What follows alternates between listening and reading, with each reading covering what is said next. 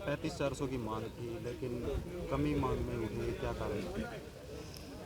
Sir 35-400 की मांग थी, लेकिन सरकार ने वो एक कमेटी के रूप में उस मांग को आगे स्थगित कर दिया है हमारी को, कि कमेटी बनाई है उसके अनुसार हम निर्णय लेंगे।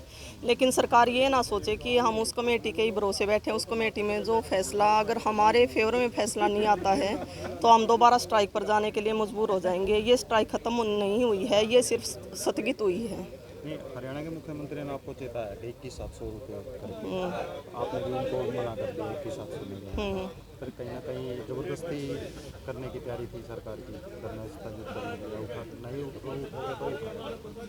सर देखो, हम हड़ताल पर बैठे थे, हम हर तरह की परिस्थिति के लिए तैयार होकर हड़ताल पर बैठे थे। हमें पता था सरकार की तरफ से कोई भी एक्शन हो सकता है, तो वो सरकार की ज़बरदस्ती का तो हमारे ऊपर कोई असर नहीं पड़ता। सरकार कर लेती ज़बरदस्ती जितनी करनी है, लेकिन हमें सरकार की ज़बरदस्ती से ज़्यादा सरकार ने जो ये वादा खिलाफी की है उससे बहुत ज़्यादा दुख हुआ है।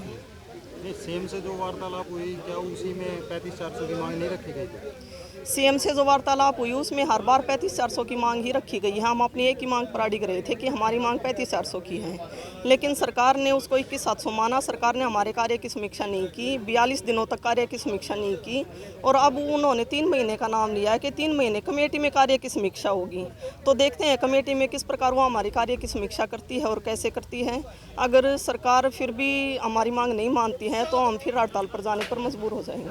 आज इकट्ठे हो कि क्या मांग? आज हम इकट्ठे हुए हैं। सरकार ने एक नो वर्क नो पे का लेटर जारी किया था, लेकिन 15 तारीख को जो हमारी मीटिंग हुई थी सरकार के साथ, सरकार ने ये बोला था कि जो भी हमारा स्ट्राइक पीरियड है वो ड्यूटी पीरियड में काउंट होगा। लेकिन सरकार ने इसको ड्यूटी पीरियड न मानते हुए एक लेटर जारी कर दिया कि उसमें हमारी लीव कटेंगी। तो हम चाहते हैं कि सरकार अपने वादे पर कायम रहे, जो सरकार ने बोला है वही करके दिखाए, कथनी और करनी में अंतर ना करे, अपने वादे पर कायम रहे और हमारे इस टाइम को ड्यूटी पीरियड में काउंट करे। आज आप लोग एक बार फिर दोबारा से इकट्ठे हुए हो, क्या? हम आज सरकार के वादा खिलाफी के विरोध में यहाँ एकत्रित हुए हैं।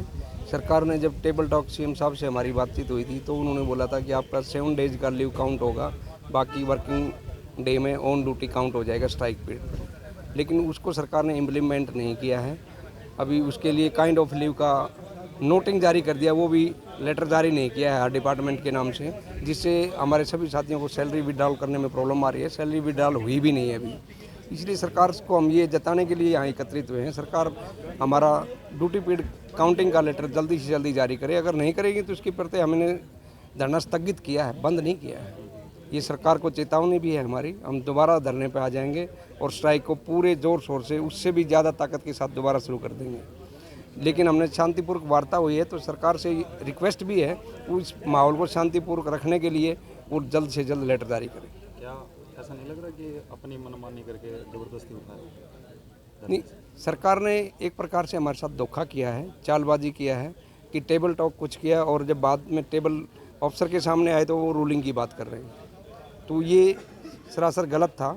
वही बात करनी चाहिए सीएम साहब को जो इम्प्लीमेंट कर सकें।